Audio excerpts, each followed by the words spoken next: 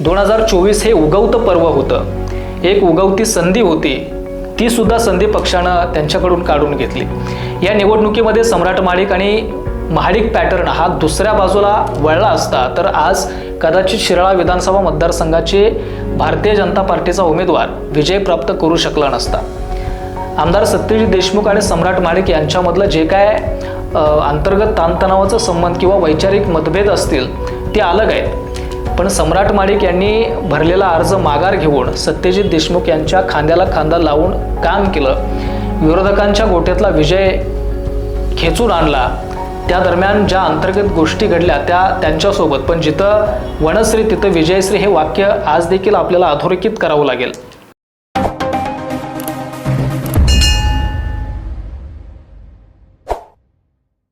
2014 मी माघार घेतली, लढलो नाही। परत 2019 आलं, लोकसभेची निवडणूक लागली, वर महायुती झाली, घेतली जागा शिवसेनेवर सुटली। त्याच वेळी देवेंद्र फडणवीस साहेब म्हणाले, चंद्रकांत दादा म्हणाले, आम्हाला जर हे अगोदर माहित असतं तर 19चं तिकीट तुला दिलं। त्यावेळी त्यांनी सांगितलं की तुमच्या असताना जिल्हा परिषदेची मतं आता महायुतीला मिळाली पाहिजे, पुन्हा एकदा भगवा जिल्हा परिषद फडकला पाहिजे। चंद्रकांत दादांनी सांगितलं, फडणवीस साहेबांनी सांगितलं, ठीक आहे, आम्ही होकार दिला। चंद्रकांत दादांनी सांगितलं, सम्राट तुला 2024चं तिकीट देतोय, आत्ताच प्रवेश कर। सांगितलं गेलं, ह्यात खोटं नाही। मला तुम्ही सातत्यानं 5 वर्ष सांगितलं की तुला तिकीट देतोय, प्रत्येक वेळी सांगत आले, नेते मंडळी आश्वासन देत आले। मला शेवटच्या केदारमध्ये ते खरं आहे, शेवटच्या दिवशीपर्यंत मला सांगितलं तुझं मी केलेलं आहे। पहा, सम्राट महाडिक निवडणूक प्रमुख, तुम्ही निवडणूक प्रमुख म्हणून काय करायचं, आम्ही दिनचर्या लावल्या, त्या खेळाच्या स्पर्धा घ्यायला लावल्या, बरेच ऍप डाउनलोड करायला लावले, बूथ सशक्तीकरण करायला लावले। मी कशासाठी करायला लावलो, आणि प्रत्येक मला सांगितलं गेलं, अरे विधानसभा निवडणूक प्रमुख म्हणजे तुला विधानसभेचं तिकीट आहे, प्रत्येक वेळी सांगितलं गेलं। मग आम्ही बी पंप मारलं, स्पीडनं मतदारसंघात करत होतो। मग तुम्ही मला शब्द द्यायला नका होता, 5 वर्षापूर्वी शब्द दिला, सातत्यानं कुठल्या कार्यक्रमात आलं की म्हणायचं तुला तिकीट आहे, तुला तिकीट आहे, तुला तिकीट आहे। शेवटच्या 2 दिवसापर्यंत मला तिकीट तुम्ही देत होता, मला असं अचानक काय घडलं? पाहिलं मित्रो, हा जो व्हिडिओ आहे तो विधानसभा 2024च्या काही दिवसांपूर्वीचा आहे। आता हा व्हिडिओ तुम्हाला दाखवण्यामागचं कारण काय, तर या व्हिडिओमध्ये सम्राट महाडिक यांनी आपल्या मनातील भावना व्यक्त केली आहे। भाजपच नव्हे तर सगळ्याच पक्षांची नीती अशी असते की जोपर्यंत एखादा कार्यकर्ता आपल्या उपयोगी पडतो, काही न मागता तो काम करत राहतो, तोपर्यंत तो पक्षालाही आपलासा वाटतो। पक्ष कोणतीही कामं त्याला सांगू शकतो किंवा कोणतीही जबाबदारी त्याच्यावरती टाकू शकतो, पण एकदा का तो आपल्या केलेल्या कामाची पोचपावती मागू लागला किंवा छोट्या मोठ्या अपेक्षा ठेवू लागला तर तो आपोआपच पक्षाच्या नजरेतून दुर्लक्षित होऊ लागतो। आता या व्हिडिओमध्ये सम्राट महाडिक यांनी त्यांची तळमळ व्यक्त केली आहे, म्हणजे एवढं पक्षासाठी काम करून पक्षानं त्यांना आश्वासनं देऊन सुद्धा अनेकदा डावललं, म्हणून त्यांच्या या भावनांना तोंड फुटलंय। पण आमच्यासारख्यांना कधी कधी वाटतं की एवढं सगळं काम करून सुद्धा, एवढं पक्षासाठी योगदान देऊन सुद्धा हाती काहीच येत नसेल तर एवढं काम करून उपयोग काय? निश्चितपणानं सम्राट महाडिक यांच्या सुद्धा याच पद्धतीच्या भावना असणार आहे। आता आपण थेट मुद्द्याचं बोलूया। त्याचं झालंय असं की विधान परिषदेच्या निवडणुका लागल्या आणि सांगली सातारा विधान परिषदेसाठी भाजपच्या माध्यमातून सम्राट महाडिक यांचं नाव अव्वल होतं। आता सम्राट महाडिकही आपण करत असलेल्या कामांचा किंवा पक्षासाठी देत असलेल्या योगदानाचा लेखाजोखा घेऊन, म्हणजेच आतापर्यंत जेवढं काम केलंय किंवा वरिष्ठ मंडळी संपर्कात आहे, चंद्रकांत दादा असतील किंवा देवेंद्र फडणवीस असतील किंवा भाजप पक्षश्रेष्ठी असेल, या सगळ्यांची एवढी मर्जी राखल्यानंतर विधान परिषदेची आपलीही मर्जी राखतील ही गोष्ट लक्षात घेऊन त्यांनी मुंबई फेऱ्या वाढवल्या होत्या।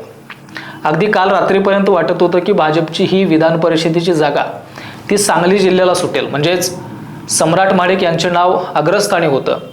मात्र काल रात्री भाजपची यादी आली आणि सांगली सातारा विधान परिषदेची ही जागा सातारा जिल्ह्याला गेली आणि जागा साताऱ्यात गेल्यामुळे सम्राट महाडिक यांच्या गोटामध्ये नाराजी व्यक्त केली जात आहे।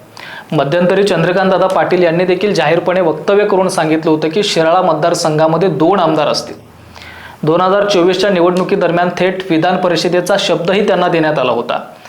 मधल्या काळात वारंवार त्या वक्तव्याची आपणाला प्रचिती येत होती, पण शेवटी झालं काय? जे 2014ला झालं, जे 2019ला झालं, जे 2024ला झालं, तेच आत्ताही झालं. म्हणजे भारतीय जनता पार्टी कार्यकर्त्यांच्या कोपराला फक्त गुळ लावते का, असं म्हटलं तर वावगं ठरणार नाही. आता सम्राट बाबा, हे खरं आहे की तो पक्ष तुमचा आहे, तुम्ही त्या पक्षामध्ये काम करताय, त्या पक्षाच्या जिल्हाध्यक्ष पदाची जबाबदारी तुम्ही सांभाळताय, पण कुठेतरी एखाद्या पदाचं गाजर दाखवून मूळ मुद्द्यापर्यंत पोहोचूच न देता मुद्द्यापासून बाजूला केलं जातंय का, या गोष्टीवर सुद्धा आपण विचार करणं तितकंच गरजेचं आहे. मगाशी 2024च्या निवडणुकीचा मी व्हिडिओ दाखवला, यासाठी दाखवला की एखाद्या कार्यकर्त्याची तळमळ कितपत असू शकते, एखाद्या कार्यकर्त्याची सहनशीलता कितपत असू शकते, अगदी गळ्यापर्यंत आलं तर काय भावना असू शकते, ती भावना त्या व्हिडिओच्या माध्यमातून आपल्याला दिसते. 2024 हे उगवतं पर्व होतं, एक उगवती संधी होती, ती सुद्धा संधी पक्षानं त्यांच्याकडून काढून घेतली. या निवडणुकीमध्ये सम्राट महाडिक आणि महाडिक पॅटर्न हा दुसऱ्या बाजूला वळला असता तर आज कदाचित शिराळा विधानसभा मतदारसंघाचे भारतीय जनता पार्टीचा उमेदवार विजय प्राप्त करू शकला नसता. आमदार सत्यजित देशमुख आणि सम्राट महाडिक यांच्यामधलं जे काय अंतर्गत ताणतणावाचा संबंध किंवा वैचारिक मतभेद असतील ते अलग आहेत, पण सम्राट महाडिक यांनी भरलेला अर्ज माघार घेऊन सत्यजित देशमुख यांच्या खांद्याला खांदा लावून काम केलं, विरोधकांच्या गोट्यातला विजय खेचून आणला. त्या दरम्यान ज्या अंतर्गत गोष्टी घडल्या त्या त्यांच्यासोबत, पण जिथं वनश्री तिथं विजयश्री हे वाक्य आज देखील आपल्याला अधोरेखित करावं लागेल.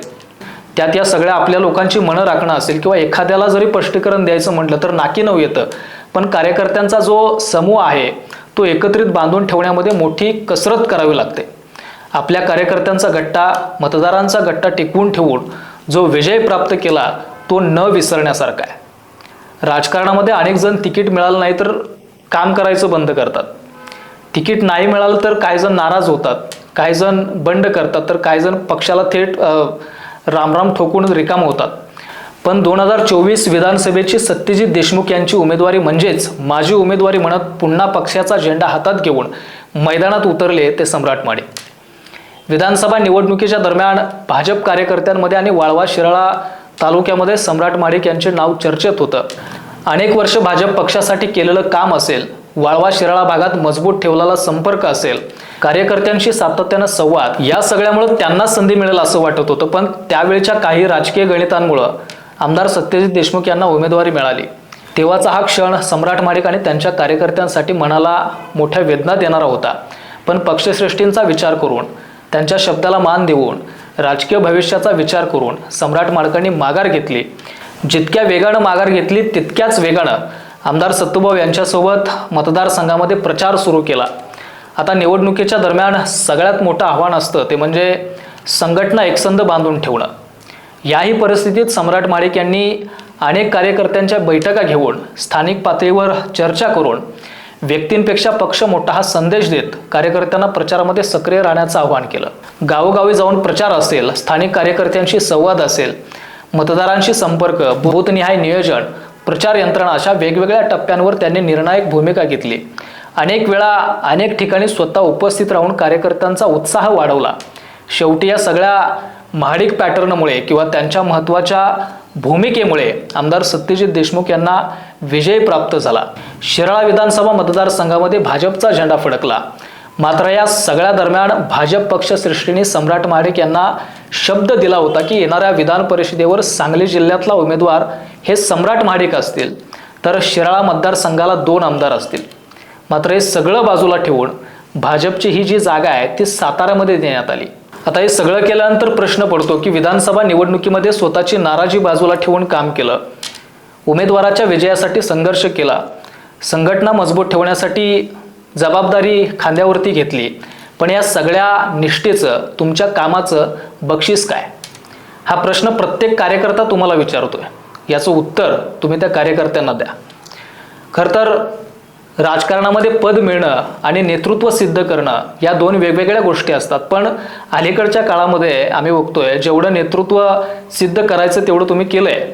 आता याच्यासाठी आणखी वेगळं असं नेतृत्व काय सिद्ध करावं लागत असेल तर तेही सांगा. आता मूळ मुद्दा असा आहे की 2024ची विधानसभा हातातून गेली. विधान परिषदेचा शब्द दिला होता तोही पक्षानं पाळला नाही. म्हणजे विधान परिषदेचा विषय सध्या संपला, मात्र खरा पिक्चर इथून पुढं चालू होतोय, ती म्हणजे येणारी 2029ची विधानसभा. आता सध्याचं चित्र असं आहे की विधान परिषदेची ही संधी हुकल्यानंतर महाडिक समर्थ 2029च्या विधानसभेची वाट बघत आहेत. सध्या शिराळा विधानसभा मतदारसंघ हा आमदार सत्तूभाऊ यांच्या ताब्यात आहे.